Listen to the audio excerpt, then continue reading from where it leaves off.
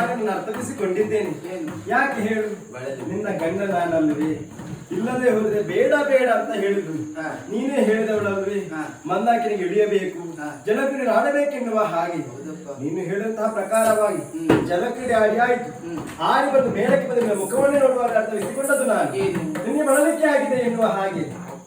ಹೌದಾ? ಬೇಸರ ಮಾಡಬೇಡ, ಒಂದು ಕೆಲಸವನ್ನು ಮಾಡು. ನಿನಗೆ ವಿಶ್ರಾಂತಿ ಅತ್ಯಗತ್ಯ. ಹಾಗಾಗಿ ಕ್ಷಣಕಾಲ ನನ್ನ ತೊಡೆಯ ಮೇಲೆ ನಿನ್ನ ಶಿರವನ್ನಿಟ್ಟು ನಿದ್ರಿಸುವಂತೆ ಬಾ ಬಾ ಬಾ ಬಾ ಬಾ. ನನಗೆ ಆಯಾಸ ಅದಲ್ಲ.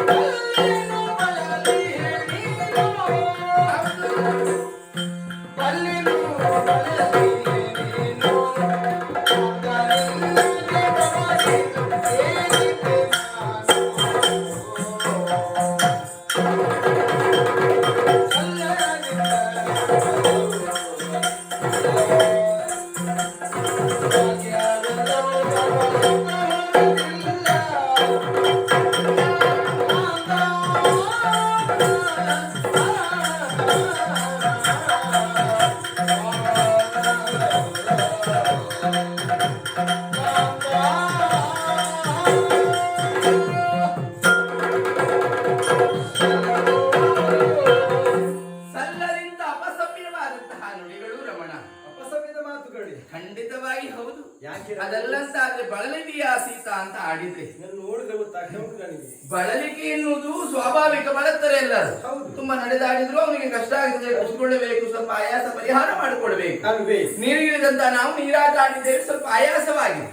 ಅದೇ ಕಾರಣಕ್ಕಾಗಿ ಬಾ ನನ್ನ ತೊಡೆಯ ಮೇಲೆ ತಲೆ ಇಟ್ಟು ಮಲಗು ಅಂತ ಆಡಿದೆ. ನಿಜ. ಗಂಡನಾದವನ ಹೆಂಡತಿಯ ಮೇಲಿರುವಂತಹ ಪ್ರೀತಿ ಎನ್ನುವುದು ಅದು ಯಾವತ್ತೂ ಕಡಿಮೆ ಆಗುವುದಕ್ಕೆ ಸಾಧ್ಯವಿಲ್ಲ. ಅಯೋಧ್ಯಧೀಶನಾದಂತಹ ದಶರಥ ಭೂಪತಿಯ ಸುತನಾದಂತಹ ರಾಮಚಂದ್ರನ ಬಾಯಲ್ಲಿ ಇಂಥ ಮಾತೆ ಯಾಕೆ ಬರಬಾರ್ದಿತ್ತ? ಸರಿ ಅಲ್ಲ ಸ್ವಾಮಿ. ಹಾಗಿದ್ರೆ ನೀವು ನಾನು ಬಳಲಿದ್ದೇನೆ, ಮತ್ತೆ ನಿಮಗೆ ಎಂತ, ನಿಮ್ಗೆ ಬಳಲಿಕ್ಕೆ ಬರಲಿಲ್ವಾ? ಯಾರು ಹೇಳಿದ್ರು? ಅದು ನನಗೆ ಗೊತ್ತಾಯ್ತು, ನೀವು ಹೇಳಿದ್ರಲ್ಲ. ಹೆಂಡತಿ ಹೇಗಿದ್ದಾಳೆ ನೀವು ಗಂಡನಿಗೆ ಅರ್ಥವಾಗುತ್ತದೆ, ಗಂಡ ಹೇಗಿದ್ದಾನೆ ನೀವು ಹೆಂಡತಿಗೆ ಅರ್ಥವಾಗುತ್ತದೆ. ನನ್ನ ಮನಸ್ಸನ್ನು ಅರ್ಥವಿಸಿಕೊಳ್ಳುವುದು ನೀವು. ಗಂಡ ಹೆಂಡತಿಯ ಜೀವನ ಎನ್ನುವುದು ಹಾಗೆ ಅಲ್ವೇ ಸ್ವಾಮಿ?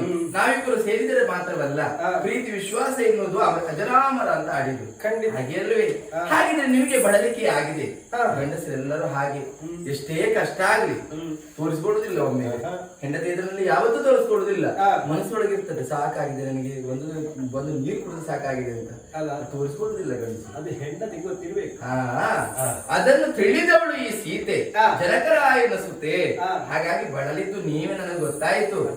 ಮತ್ತೆ ಏನು ಮಾಡುದು ಈಗ? ಆದ್ರೆ ಒಂದುಂಟು, ಹೇಗೆ ನೀವು ಹೇಗೂ ಮಾತು ಗೊತ್ತುಂಟ, ಯಾವತ್ತು ಹೆಂಡತಿಯಾದವಳು ಗಂಡನ ತೊಡೆ ಮೇಲೆ ತಲೆ ಇಟ್ಟು ಮಲಗುವುದಲ್ಲ. ಮತ್ತೆ ಹೇಗೆ? ಗಂಡನಿಗೆ ಸ್ವಲ್ಪ ಹೆಚ್ಚು ಆಯಾಸ ಆದಾಗ ಬಂದ ಕೂಡಲೇ ಹೆಂಡತಿ ತೊಡೆ ಮೇಲೆ ತಲೆ ಇಟ್ಟು ಮಲಗಿದ್ರೆ ಚಿಂತೆ ಎಲ್ಲ ದಿವಾಲರಾಗಿ ಹೋಗ್ತದೆ. ಹಾಗೆ ಇರ್ಬೇಕು, ಅದೊಂದು ಸಂಸಾರ. ಅಂದ ಕೂಡಲೇ ಅದು ಕಡೆ ಇದು ಕಡೆ ಹಾಗೆ ಅಲ್ಲ, ಅದು ಸಂಸಾರ ಅಲ್ಲ, ಅದು ಸಸಾರ ಅಂತ ಆಗ್ತದೆ. ಕೊನೆಗೆ ಮನಸ್ಸನ್ನು ಪ್ರೀತಿಯಿಂದ ಮಾತಾಡ್ತದೆ ಅಲ್ವಾ? ಹಾಗಾಗಿ ನಿಮ್ಮನ್ನು ಹೇಳ್ತಾ ಇದ್ದೇನೆ, ಬಳಲಿರುವಂತಹ ನೀವು ಸ್ವಲ್ಪ ಹೊತ್ತು ಮಲಗಿ ತದನಂತರವಾಗಿ ಚಿತ್ರಕೂಟದಿಂದ ಮತ್ತೆ ನಿನ್ನ ಮಾತು ಕೇಳಿ ನೆಮ್ಮದಿ ಆಯ್ತು. ನಿಜವಾಗಿ ಹೇಳ್ಬೇಕಾದ್ರೆ ಆಯಾಸ ಪರಿಹಾರ ಆಗ್ಬೇಕು. ಇವತ್ತು ಊಟವೇ ಬೇಕು. ಹೆಂಡತಿಯ ತೊಡೆ ಮೇಲೆ ಮಲಗಿದ್ರೆ ಅಷ್ಟೇ ಪರಿಹಾರ ಅಲ್ವಾ? ಯಾಕೆ ಮಾಡುದು? ಹೌದು, ಆಯ್ತು.